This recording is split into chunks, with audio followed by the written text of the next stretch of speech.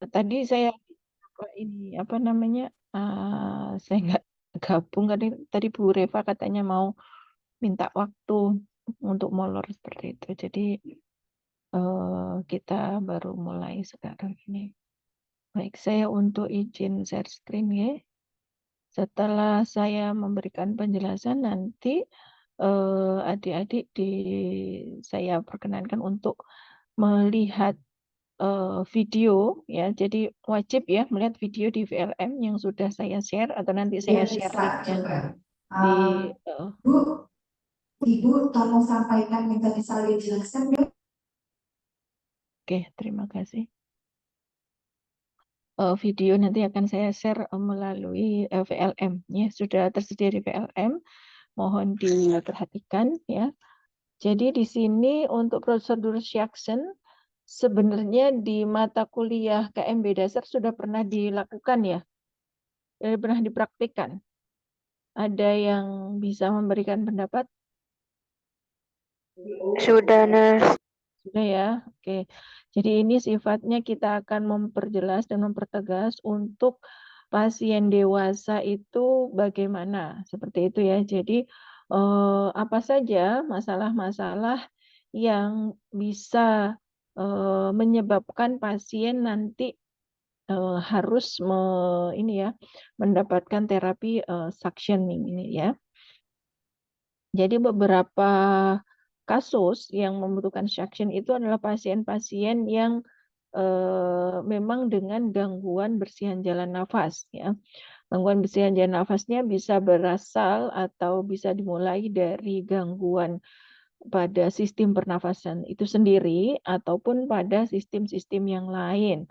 Pada sistem pernafasan misalnya adalah pasien-pasien misalnya seperti pasien PPOK gitu ya, pasien dengan penumpukan sekret yang berlebihan gitu, yaitu bisa dilakukan suctioning gitu.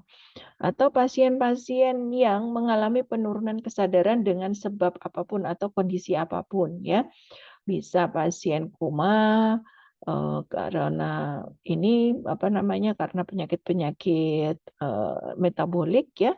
Pasien bisa koma, segala jenis koma ya, pasien biasanya akan mengalami penumpukan apa namanya itu lendir ya, penumpukan lendir yang bisa menyebabkan gangguan bersihan jalan nafas, baik di bagian oro, di bagian faring maupun bagian naso seperti itu. Atau memang yang paling banyak nanti adalah di trakeal, tetapi dari yang dijelaskan ini kemungkinan tidak sampai ke trakeal ya. Nah, jadi nanti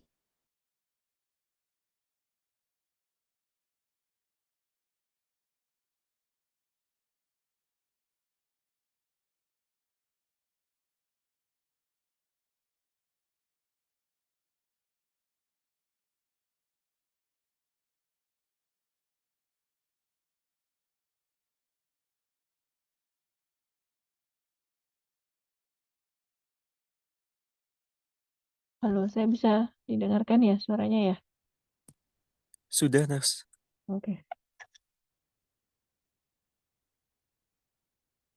Nah, dari sini nanti kita akan mengetahui bagaimana penghisapan di area orofaringeal dan nasofaringeal ya.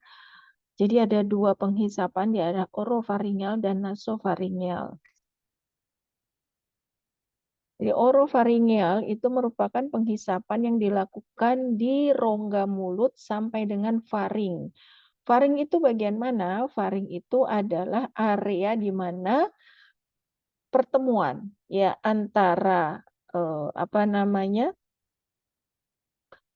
bagian ini ya bagian naso dan oro ya. Jadi bagian hidung dan di kafum hidung bagian belakang dan di kafum mulut bagian belakang, di kafum oral bagian belakang gitu ya. Nah, di situ adalah area faring ya. Nah, biasanya di belakang pangkal lidah. Nah, itu disebut dengan area faring ya.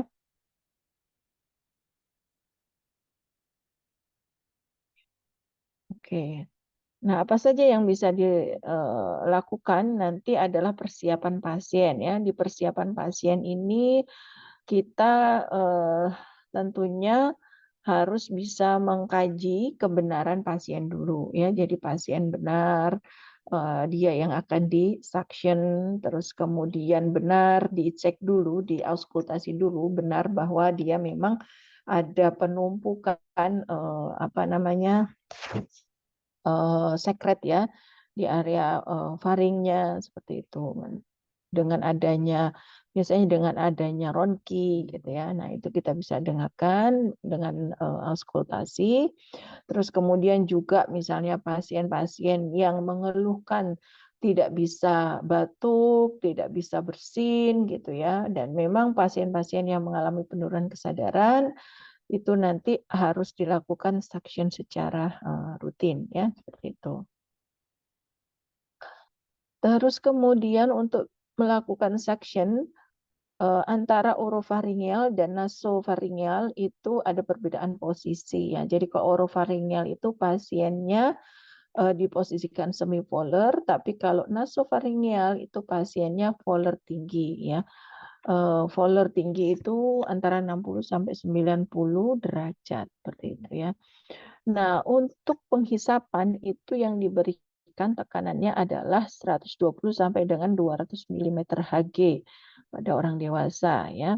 Jadi sebelum penghisapan pasien harus diberikan oksigenasi 100%. Nah, di sini mungkin nanti apa namanya untuk bisa mengontrol status saturasi oksigen pasien, harusnya pada prosedur tindakan ini sebelum dilakukan apa namanya pemasangan suction ya prosedur suction ini pasien harus diketahui saturasi oksigennya dulu. Jadi ketika kita melakukan suction itu kita bisa pantau apakah pasien mengalami penurunan saturasi oksigen atau tidak ya. Jadi di sini mungkin perlu ditambahkan di tindakannya ya. Oke. Yang untuk yang perlu diperhatikan di sini adalah ya penghisapan ya. Jadi pada area penghisapan untuk prosedur yang lainnya sama seperti waktu di apa namanya di KDP ya, KDM ya. KDM ya kalau itu ya. Kebutuhan dasar ya. Ya, untuk orofaringeal ini memasukkan perlahan ke area mulut pasien. Nah, ketika memasukkan ini jangan sampai kita menutup tip dari ujung selang, gitu ya, ujung selang bukan ujung selangnya dari suctionnya, bukan kateter yang masuk ya. Jadi tidak boleh ditutup dulu seperti itu ya. Jadi kapan ditutupnya nanti kalau ketika akan dicabut itu baru ditutup seperti itu ya. Seberapa banyak dimasukkannya kalau di daerah oral itu kita bisa observasi ya paling sekitar maksimal 5 cm dari rongga mulut itu di kiri, di kanan, di bawah pangkal itu ini kan di suction gitu ya. Terus kemudian bisa dimasukkan sampai dengan di pangkal belakang belakang lidah ya, di pangkal lidah ya di belakang sana. Itu nanti sekitar 10 cm ya. Jadi itu bisa dimasukkan dari pangkal lidah sehingga nanti itu pada area faring gitu ya. Untuk nasofaring masuknya itu lebih panjang. Kenapa?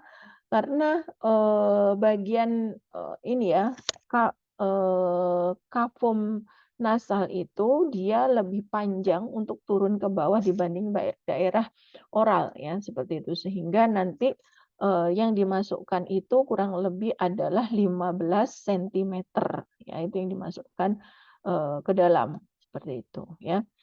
Sedangkan untuk nasotrakeal itu hampir dimasukkan semuanya sampai terasa mentok. Si kateter ini, kateter selangnya itu sampai terasa mentok. Nah, itu adalah sampai ke karina.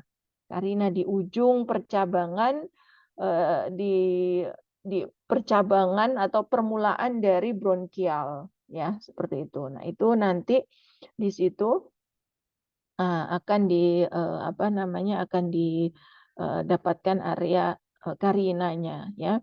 Nah, bagaimana kita bisa mengetahui itu mentok atau tidak di area karina atau dia sudah mentok di area faring misalnya, di area faring karena pasiennya ini misalnya tidak sadar terus kemudian dia membuat tahanan gitu ya dengan seperti menelan gitu ya, seperti menekan gitu ya. Nah, biasanya, si ujung ini, si kateter yang dimasukkan ini nanti akan terasa misalnya ya baru masuk 10 senti, ini kok sudah ada tahanan gitu ya. Nah, itu perlu diperhatikan itu tahanannya, di mana gitu ya. Kita perlu observasi dengan menggunakan bisa di senter, daerah, orofaringnya seperti itu ya, untuk melihat ada tahanan atau tidak, seperti itu.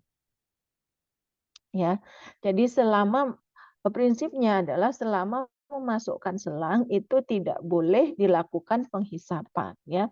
Terus selanjutnya prinsip yang kedua itu adalah selama penghisapan itu tidak boleh dilakukan lebih dari 15 detik walaupun itu yang panjang. Yang panjang yang di area trakeal itu tidak boleh dari 15 detik ya. Kalau di atas 15 detik nanti bisa mengganggu saturasi oksigenase pada pasien, ya, saturasi oksigen pasien ya. Sehingga nanti bisa menurunkan saturasi pasien. Ya, jadi tidak diperkenankan ya. Nah, kemudian agar pasien itu toleransi terhadap prosedur suction ini, suction ini tidak dilakukan terus-menerus ya. Jadi suction ini dilakukan setiap 20 sampai 30 menit sekali untuk bisa mengulang penghisapan. Itu ya. Jadi tidak boleh aduh ini kayaknya masih banyak ini, masih engkrok-engkrok ini bagian bagian trakeanya misalnya seperti itu. Dimasukkan lagi itu tidak boleh ya. Jadi harus diberikan jeda minimal 20 detik ya, antara 20 sampai dengan 30 detik untuk bisa melakukan penghisapan ulang seperti itu ya. Sehingga nanti pasien bisa terjaga kondisi saturasi atau oksigenasi pasien seperti itu. Ini mohon maaf ya masih ada yang keliru-keliru, harusnya ada diedit dulu tapi tidak masalah ya, ini tetap sesuai dengan urutannya ya. Nah, ini pertimbangan pada geriatri atau lansia untuk penghisapan itu tidak melebihi 15 detik. Jadi 10 detik ya, untuk penghisapan pada lansia. Jadi kalau untuk KMB kita nanti kan akan bertemu juga dengan pasien-pasien lansia di rumah sakit. Nah, itu kalau kita melakukan suctioning pada pasien-pasien lansia, kita boleh lakukannya maksimal selama 10 detik. Gitu, ya. Baik, selanjutnya mungkin saya akan share video.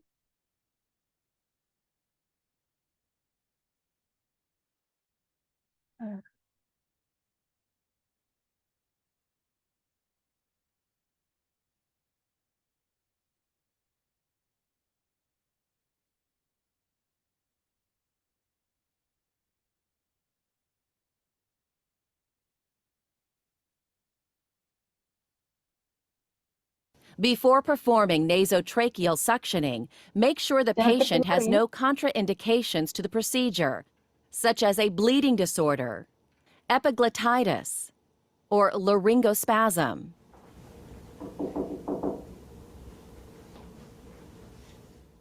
Perform hand hygiene,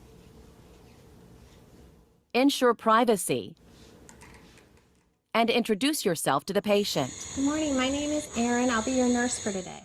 Then identify her using 2 I need identifiers. you to verify your full name and date of birth. I'm Sarah Kennedy, April 3rd, 1957. Thank you. Place a pulse oximeter on the patient's finger and leave the device in place.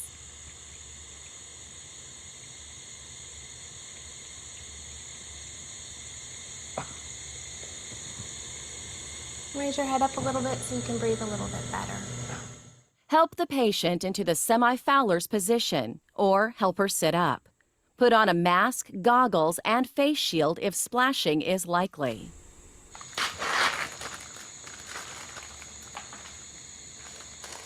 Prepare your equipment by connecting one end of the tubing to the suction machine. Turn the suction device on and set the pressure to the lowest level possible that will effectively clear secretions. After checking the pressure by blocking the end of the tubing, place the open-ended tube near the patient within easy reach of your work area. Now prepare the suction catheter by opening the suction kit or catheter using aseptic technique. If a drape is available, place it across the patient's chest or on the overbed table. Fill the tray compartment with about 100 milliliters of sterile normal saline solution or sterile water. Open the water-soluble lubricant and squeeze onto the open sterile catheter package. Be careful not to touch the package. Depending on your agency's policy, you'll now apply either a pair of sterile gloves or a sterile glove on your dominant hand and a clean glove on your non-dominant hand. Use your dominant hand to pick up the suction catheter without touching any non-sterile surface, and use your non-dominant hand to pick up the connecting tubing. Attach the catheter to the tubing. To make sure the equipment works properly, suction a small amount of normal saline from the basin. Increase the patient's prescribed oxygen flow rate, instructing her to breathe slowly and deeply. Lightly coat 6 to 8 centimeters, or 2.4 inches to 3.2 inches, of the distal end of the catheter with the water-soluble lubricant. Miss Kennedy, I'm going to go ahead and suction down your nose into your lungs to help get out some of those secretions. Using your non-dominant hand, remove the oxygen delivery device. Ask the patient to inhale deeply. Use your dominant thumb and forefinger to insert the catheter gently but quickly into one of her nares as she inhales. As you insert the catheter, do not cover the catheter vent. Follow the natural course of the nares. Orient the catheter downward slightly. Don't force it. If you feel resistance, you've probably hit the carina. In that case, withdraw the catheter 1 to 2 centimeters, between 0.4 and 0.8 inches, before applying suction. When you're performing nasopharyngeal suctioning, a good general rule is to insert the catheter to roughly the same depth as the distance from the mouth or tip of the nose to the angle of the mandible. In adults, that's about 16 centimeters, or 6.4 inches. In older children, 8 to 12 centimeters, or 3 to 5 inches. And in infants and young children, about 4 to 7.5 centimeters, or 1.6 inches to 3 inches. If you're performing nasotracheal suctioning, insert the catheter about 20 centimeters, or 8 inches in an adult, 16 to 20 centimeters, or 6 to 8 inches in an older child, and 8 to 14 centimeters, or 3 to 5.5 inches in a young child or infant. In some instances, turning the patient's head can help you suction more effectively. Turning it to the right will help you reach the left mainstem bronchus, and turning it to the left will help you reach the right mainstem bronchus. Apply intermittent or continuous suction by placing your non-dominant thumb over the vent of the catheter for 15 seconds or less. At the same time, slowly withdraw the catheter as you roll it back and forth between your dominant thumb and forefinger. Go ahead and cough for me. Then encourage the patient to cough. Replace her oxygen device and instruct her to inhale deeply. Assess for the need to repeat the suctioning procedure, but don't perform more than 2 passes. Watch for alterations in the patient's cardiopulmonary status. When possible, allow adequate time, at least 1 minute, between suction passes to allow for ventilation and oxygenation.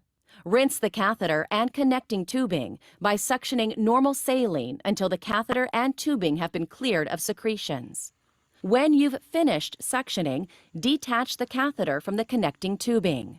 Loop the catheter around the fingers of your dominant hand and pull your glove off inside out around the coiled catheter to isolate any contaminants. Remove your other glove and turn off the suction device. Dispose of your supplies in the appropriate receptacle. If indicated, reset the patient's oxygen to its original level.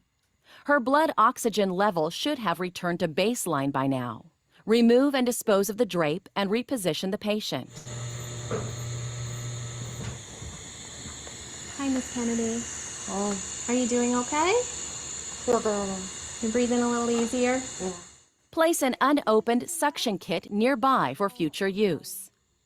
Help the patient into a comfortable position and provide oral hygiene as needed.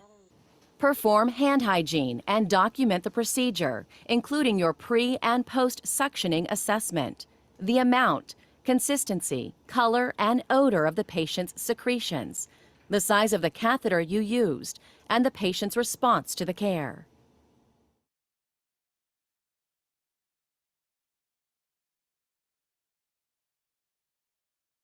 Drape her neck and chest. Put on gloves and use a mask, gown, and face shield if splashing is likely. Fill a cup or basin with about 100 milliliters sterile water or sterile saline. Connect one end of the tubing to the suction machine and turn on the suction. Then connect the other end of the tubing to the Yankauer catheter. Verify that the suction mechanism is working properly by suctioning a small amount of sterile saline from the basin. If the patient has an oxygen mask, remove it, but keep it near her face. If she has a nasal cannula, leave it in place. Now insert the catheter into the patient's mouth, moving along the gum line toward the pharynx. Apply suction and move the catheter around the mouth until all secretions have been cleared. If the patient has an oxygen mask, replace it. Now suction water or normal saline through the catheter until the connecting tubing has been cleared of secretions. With the suction turned off, wash the patient's face if needed. Here's a tissue for you. Thank you.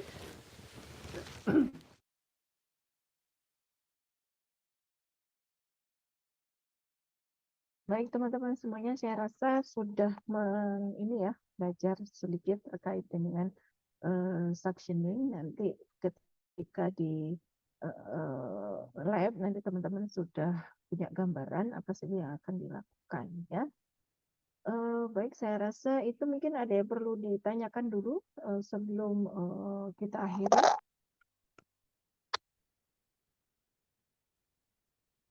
Halo, masih adakah kalian?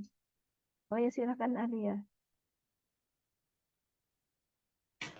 Baik, nurse izin bertanya. Untuk sebelum melakukan suction, itu kan pasien perlu untuk dilakukan reoksigenasi. Nah, itu mengapa harus dilakukan reoksigenasi itu, nurse? Terima kasih. Jadi secara normal kita itu inhale dan exhale itu kan secara spontan ya. Nah, ketika kita melakukan suction, utamanya yang nasofaring. Kalau yang orofaring itu tidak. Kenapa? Karena kan nasonya masih bisa digunakan ya. Kalau yang nasofaring itu harus di preoksigenasi karena ketika kita memasukkan selang atau kateter suction ini itu waktu inhale ya. Sehingga ada jeda antara satu inhale dengan inhale selanjutnya. Nah, seperti itu. Nah, itu untuk mencegah adanya penurunan saturasi oksigen pada pasien. Ya, jadi pasien dipenuhi dulu saturasi oksigennya atau kebutuhan oksigennya dinormalkan dulu. Nah, kemudian baru dilakukan suctioning seperti itu ya. Pertanyaan yang bagus ya Alia ya. Jadi itu ya Alia ya. Jadi supaya nanti pasien tidak mengalami penurunan saturasi oksigen. Begitu ya. Jadi kalau nasofaring itu atau bahkan yang nasotrakeal itu harus menggunakan itu tadi preoksigenasi ya. Dan kalau tersedia, jadi ini sebenarnya kalau di prosedur yang di kita belum ada ya, tetapi memang direkomendasikan saat ini itu dengan ditambahkan pengukuran saturasi oksigen ya untuk pasien seperti itu. Begitu Alia ya.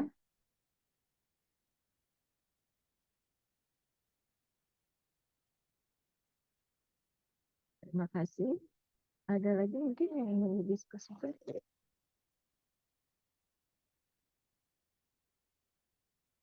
Kalau dirasa sudah, mungkin kita bisa akhiri untuk sesi pemaparan atau pendahuluan dari praktikum ini. Nanti kita ketemu lagi jam 12.40 ya.